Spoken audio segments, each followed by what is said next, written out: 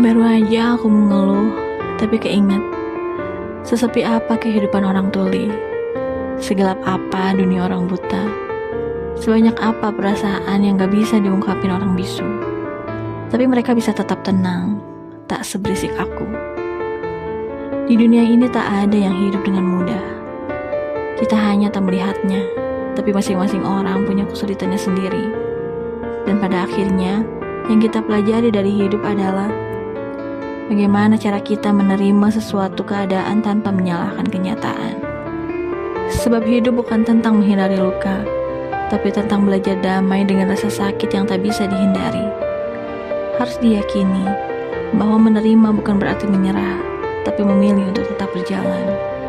Meski arah angin tak lagi sejalan dengan pengharapan, jadikanlah kemarin sejarah, hari ini anugerah, dan esok misteri yang akan pecah.